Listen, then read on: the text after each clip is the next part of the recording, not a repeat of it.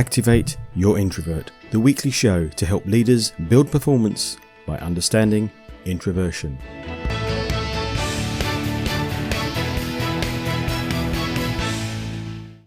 In this week's show, Love Island, or is it Loveless House?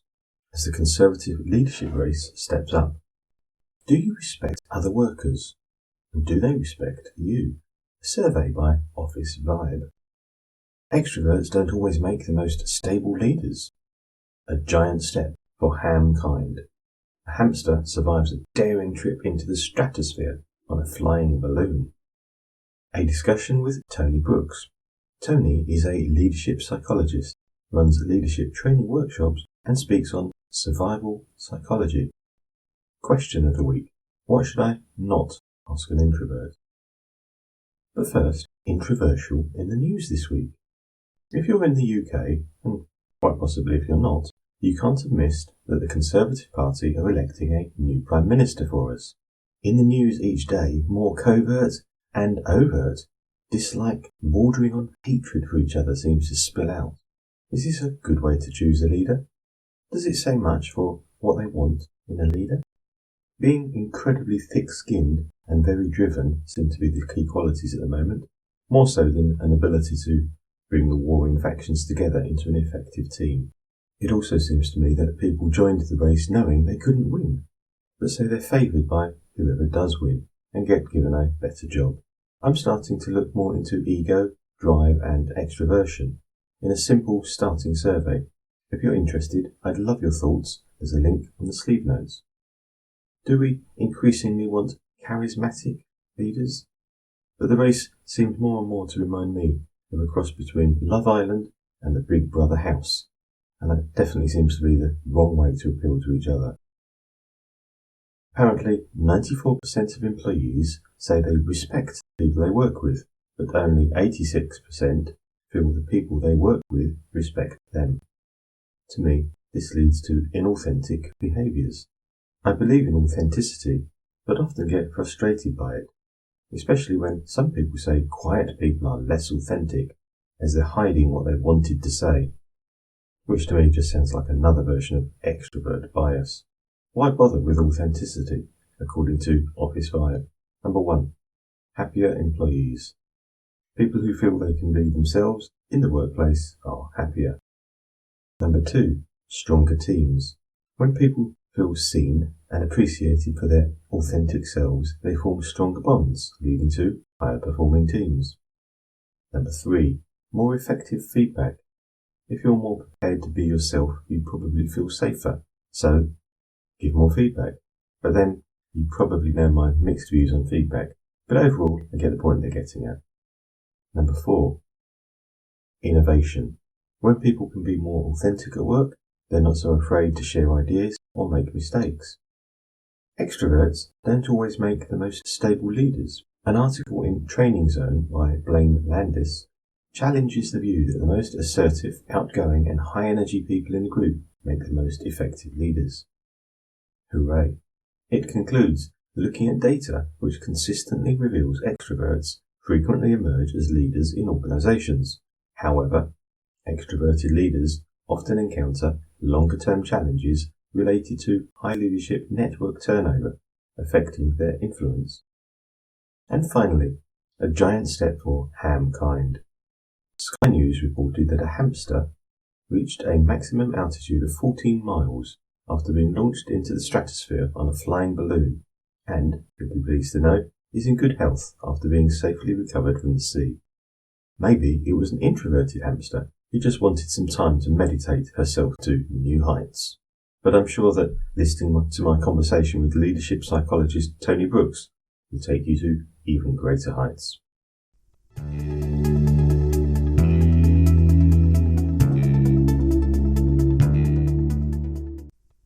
Welcome, Tony. Yeah, great to be with you, John. Thanks for making some time for us today. Obviously, we're going to talk about this survival psychology. We're going to talk a bit about defensive mindset. But just before we dive into that, are you an introvert, an extrovert, and what difference has that made to you? On the psychometric tests over the years, I always come out as an extrovert, John. But I think you and I were chatting recently, and I was saying that I'm less and less convinced about that over time. I think maybe that's partly because I've had my own business for 15 years and I'm often on my own. I think I've got much more comfortable with my own company and get my energy from being on my own more so. And obviously I'm interacting with clients, but I think a lot of my friends and family would say I'm typically extroverts. I'm going to go with that. We have become very much attuned to sitting in our own little boxes over the last couple of years, haven't we? And Yeah. some people have struggled with that. Some people have loved it. But the point is, what we've become used to and then slowly starting to change all over again is going to feel different. Tell us a bit about survival psychology. I have all these images of people running around up in Scottish Islands or something. Yeah, I often use the image of like fighting saber-toothed tigers. If we go back, a couple of million years, the origin of our species, that would have been their challenge. But the challenge in modern day life is, there are going to be practical and physical threats, but often we're looking at threats to our ego and to our self-esteem. But here's the thing for me, John. My strong belief is that a dominant part of our thinking is based around survival instinct. So as human beings, we are made to look for threats, problems, and that can turn inwards because then it's not just about what's an external threat, but it's starting to doubt ourselves. Have we got the right skills? Will we be found out? I don't want to talk too much about imposter syndrome because I don't like the expression, really. I don't think any of us have got a syndrome. I think it's human nature to feel doubtful about ourselves at times. So, yeah, I think we can turn that inwards. And the problem for me is I think often it can lead to people feeling not good enough. And that can be in, career, in work positions, running businesses. You and I are both speakers. It can be feeling you're not good enough as a speaker, as a husband, father, mother, etc. And so I think this is a really important thing to get to grips with. It has a stronger role to play in our thinking than I believe a lot of us are aware of, and it can hijack us and trip us up. Yeah, I think that's really interesting. And you mentioned the speaking one. A couple of years ago, before COVID, I was running the London region, the Professional Speaking Association. So I would be pulling together 5-6 international speakers once a month for a day. And you know what? I used to think I was the only one who felt nervous before the session began. I was the only one that needed to pace up and down outside or get my stuff into my head. And then all these people that are amazing international speakers, guess what they were doing beforehand as well? Yeah. So yeah, sometimes I think it's easy for us to go, oh, it's only me, or as you said, we doubt ourselves. What should we do if we're doubting ourselves then? I just want to quickly pick up your point there. I think it's a really important. I think recognizing that we all have this challenge is good because I think it makes us realize that we're not, for want of an expression, damaged or we've got a problem. So I think that's the starting point for me. It's an appreciation that it is actually quite a normal part of the human psychology to put ourselves in that place. One of the greatest lessons over probably the last 10 years has been an ability to be more conscious and aware of your thinking starts to break the power of it. Fundamentally, that is one of the biggest steps.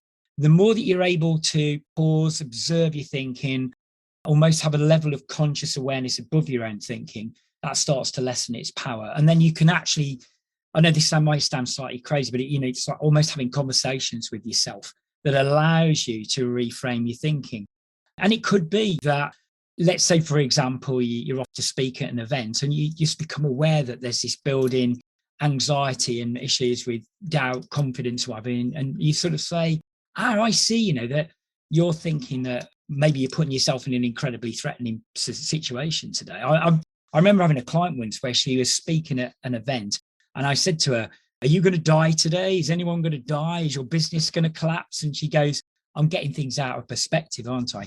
And it is that ability to just pause, raise above your own thinking and start to comfort it. I use the expression self-coaching, but we need to have better conversations with ourselves, really, from a place of a greater power. And I believe that power is from a place of greater conscious awareness of what's going on. I think that's really interesting as well, because you touched on the life-threatening piece.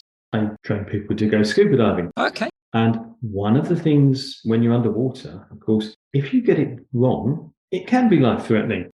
There's a common, let's call it stress or panic reaction for whatever reason. And the whole point you're training people is if you feel yourself going into that panic spiral, you have to stop. And it's exactly the same as you just said. You've got to stop. You've got to look at what you're doing, slow it down so that you can get back in control. Yeah, and I love the way you're talking about that, because actually here's the important point. There are situations that are potentially life-threatening, aren't they, John? But often the way that we, as psychology, we just overcook things, we exaggerate things, we imagine things to be. So that's the danger, that we don't differentiate as well as we might have done in the past about things that are really life-threatening or dangerous, and things that we imagine to be that way, or we exaggerate and overcook. For me, this is a big part of it. It's finding that place of power above your own thinking that is critical. You know, I continue to work on myself, but certainly over the last 10 years, that's been a major part of it for me. I think I've had my own challenges like everybody else. So I guess the answer is this affects everybody. Does it affect different people in different ways? So, for example, leaders and managers, do they get affected differently, perhaps just to others? Is there introvert extrovert thing in any of this? I think that's again is an interesting point, because I think that many leaders that I work with can get to a place where they feel quite isolated, and I think that they feel, you know, the weight of the world is on their shoulders, and with that mounting, I mean, we often hear about leaders, don't we, John? You know, with mounting stress and overwhelm, and that's because they're taking too much on their own shoulders. That feeling of threat can grow and grow, and often I say to leaders, there's one I've been speaking with recently, actually, an MD, where I said, don't take all this on your shoulders. You've got a senior team around you. Look to them for help. But here's the thing, and particularly, I would say for male senior leaders, we're not sometimes good through ego at saying, hey, I'm feeling a bit vulnerable here, or I need some help, because showing that sign of weakness almost is something we just don't want to do. It's that need to be strong. And yeah, great. I mean, leaders do need to have resilience and strength, but they also need to be aware that they're human and they've got other people around them, and they can reach out for help, and probably do that way more than they do currently. You started off by saying one of the things is threats to people's ego. And here we are kind of looping back round again and talking about leaders where the main threat is to their ego in appearing like human beings. Yep. Well, actually, that to me isn't a threat to your ego. That's a really good thing. The leaders I've worked with in the past that have been slightly vulnerable, human beings, I've worked so much harder for. Yeah, absolutely. And I think and we, you know, most of us want to help, don't we, as well? Mm. So I think if a leader reaches out and says, actually, I'm struggling a little bit, and maybe I'm losing clarity of thinking in what to do about this situation, then often the people around them would be more than happy. We are, you know, human beings as well. For the most part, I'd like to think our default position is we like to help each other. We're quite tribal. We like to support each other. And yet they don't, you know, people don't reach out for help enough because they don't want to appear weak. And again, I go back to that point, really. Often the threats these days are feeling of threats to ego and self-esteem, rather than what they would have been many years ago when they're pretty much predominantly about physical survival. I think it's really important for leaders to start becoming more aware of that and break it down and change their approach, I think. Really quickly summarize and then just ask you two final questions. Yeah. Many or all people at different times perhaps don't feel good enough, whether it's as leaders, fathers, mothers. And it's human nature, I think you were saying, to doubt ourselves. And the real way to access our own power is by being aware of that doubting and confronting it. Would that be right? That's certainly a starting point. Maybe not even the word confront, but certainly being able to manage it more effectively. That is the crux of it as a starting point. It's an acceptance that this is quite normal. And the reason it happens is because we are vigilant about looking at threats, either external threats or threats from within. And that leads us to that place of often of feeling not good enough. Yeah. Two very quick questions for me then. Two very quick answers for me, even better. Number one would be a tip for an introvert around this whole survival psychology thing. People are starting to work hybrid, remotely more, and that pace of that will increase. The thing that concerns me in a broader sense, and particularly for introverts, is I come across people who are introverted and enjoy that. However, I think we've got to be careful that You get used to that way of working, and it becomes so habitual that you start to lose your connection with other people. And as an introvert, you may not think you particularly need that, but I think we all need that. And so I think Absolutely, it is, yes. I think it's about reaching out and being aware that you do still need to keep connected. It's a really interesting point. First of all, one of the things I hated the most, certainly in the first lockdown and the second, was when people go, well, it's great for you introverts. No, we all need human connection. Yeah. But I think your interesting point there is, if habitually you stop reaching out for it for one reason or another, it's really hard to get back into the pattern, but you still need it. Yeah, absolutely. So could I flip that the other way around then and say a tip for a leader, perhaps who has got some introverted or some people he thinks are introverted? I would say to leaders out there, be really mindful of giving everybody a voice.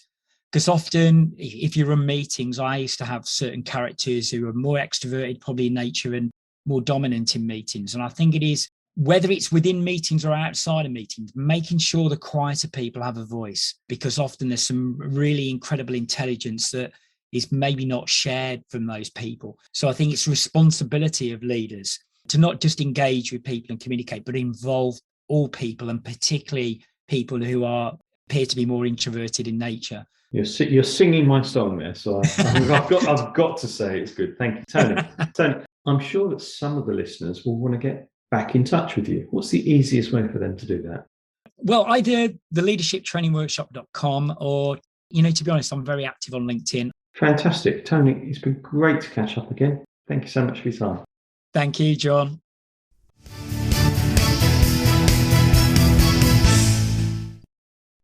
My takeaways from the discussion were: 1. Survival psychology. We used to be afraid of saber-toothed tigers. Now, often it's our own ego. 2. It is human nature to doubt ourselves. 3. Introverts may need to make themselves socialise at times, as lockdown got us out of practice. And 4. Being aware of doubting yourself can give you more power. What were your takeaways? I'd love to know. Add to a discussion on the Facebook page. Activate your introvert.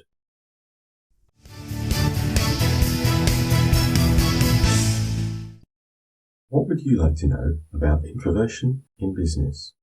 One of the questions I was asked when giving a presentation on leadership recently was, what should I not ask an introvert? Here we go. 1. Why are you so quiet? 2. Are you annoyed? Is something wrong with you? 3.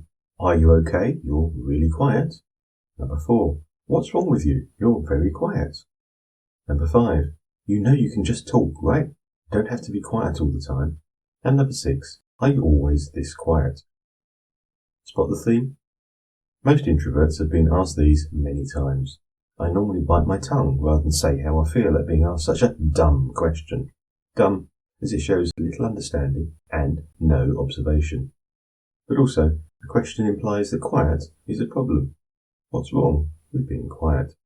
I'd like to say, why are you always talking? Or, you've asked me that many times before. But normally I say, nothing, I was just thinking, or I'm a bit tired. Maybe I am inauthentic after all then. 90% of the time, the other person then carries rabbiting on about themselves and takes no further interest. By the way, my response is common when I ask introverts about it. Quiet is a natural state for introverts. Calm environments make them feel better and help them to recharge their people energy, as I call it.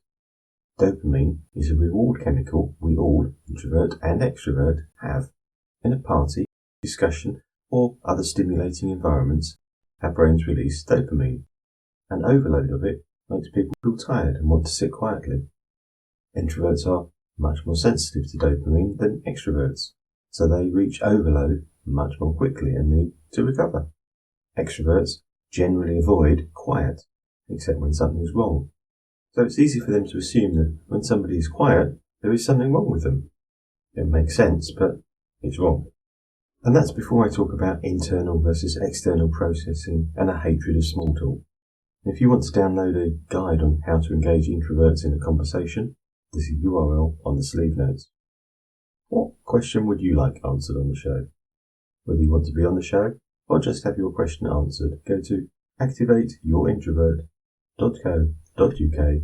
You could also follow on Facebook and discuss the answers at the show's page. Activate Your Introvert.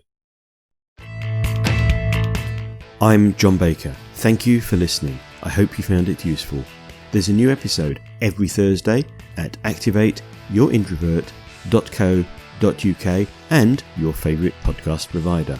Till then, go be introversial, activating your introverts, building your business.